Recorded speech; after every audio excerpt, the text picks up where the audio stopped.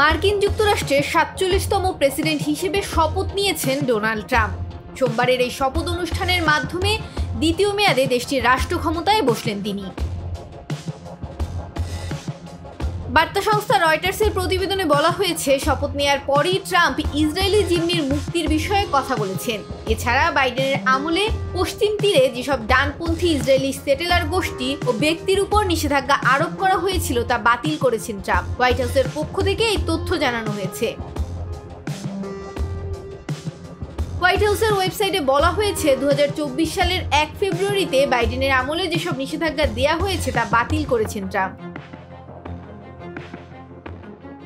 এছাড়া গাজায় যুদ্ধবিরতি যুক্তি নিয়ে সংশয় প্রকাশ করেছেন তিনি। যুদ্ধবিরতির যুক্তির সকল ধাপ বাস্তবায়ন হবে কিনা তা নিয়ে আশঙ্কা প্রকাশ করেছেন ট্রাম্প। ট্রাম্প গাজাকে ব্যাপক ধ্বংসাত্মক সাইট হিসেবে উল্লেখ করেছেন। সেই সঙ্গে গাজা বিভিন্নভাবে পুনর্গঠন করতে হবে জানান ট্রাম্প।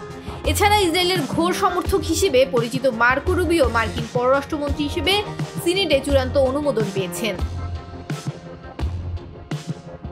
এর আগে ওয়াশিংটনের ক্যাপিটাল ওয়ান অ্যারেনার মঞ্চে যুক্তরাষ্ট্রের ৪৭তম প্রেসিডেন্ট ডোনাল্ড ট্রাম্প হিসেবে প্রথম ভাষণে বলেছেন, শীঘ্রই বাইডেনের আমলের সব নির্বাহী আদেশ বাতিল করবেন তিনি। এর কিছুক্ষণ পরই তিনি যেসব নির্বাহী আদেশে সই করেছেন তার মধ্যে শুরুতেই তিনি বাইডেন আমলের ৭৮টি নির্বাহী আদেশ বাতিল করেন। স্থগিতাদেশ সই করার পর ট্রাম্প জনতার উদ্দেশ্যে সেটি তুলে ধরে দেখান। এর আগে ক্ষমতা ছাড়ার শেষ মুহূর্তে যুক্তরাষ্ট্রের সাবেক প্রেসিডেন্ট জো বাইডেন ফৌজদারি মামলার হুমকিতে রয়েছেন এমন বেশ কয়েকজনকে ক্ষমা করে দেন। নিজের প্রথম ভাষণে ট্রাম্প বলেছেন, ওই আদেশও বাতিল হবে। ডেস্ক রিপোর্ট, ভোরের পাতা।